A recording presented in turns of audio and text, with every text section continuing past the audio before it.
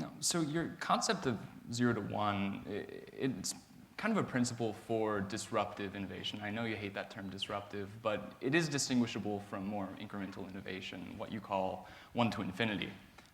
So in your opinion, to what extent is the success of 0 to 1 technologies dependent on the 1 to infinity innovations of other companies? And as an investor, do you see value in incremental innovation?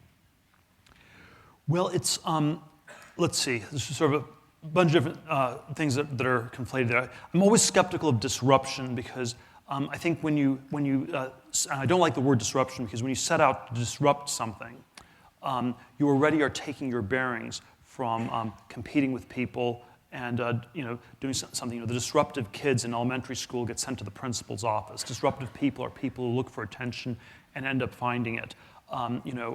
Napster in the early 2000s was a very disruptive company. It threatened to disrupt the music industry. But if you sort of think about that, you can nap some music, you can nap a kid. It sounds like kind of a sinister company. And so I think that when you start a new business, you shouldn't take your bearings from breaking things, but rather from creating some new things. And so I always find the negative frame of reference to disruption to be problematic.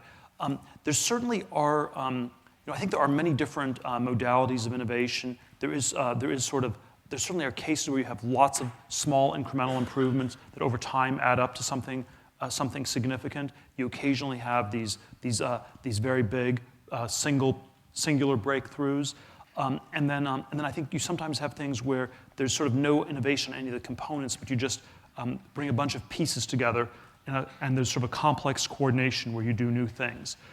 We live in a society in which we're very focused on the incremental innovation.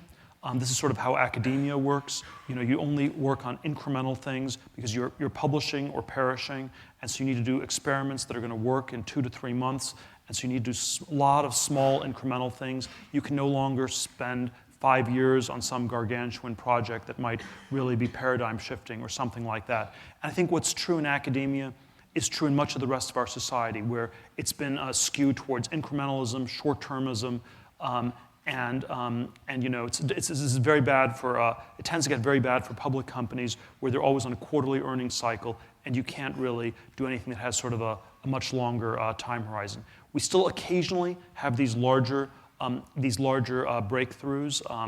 Bitcoin was one, and you occasionally have these sort of bigger, brilliant breakthroughs. One modality that I think we could be doing a lot more of is the complex coordination, which I think I think the iPhone was an example of this. My PayPal colleague, Elon Musk's SpaceX and Tesla companies, you can sort of say there's no single component in these that's really new, but you sort of combined all of these in a new way, and the complex coordination created something that was a dramatically good electric car or a far less expensive rocket.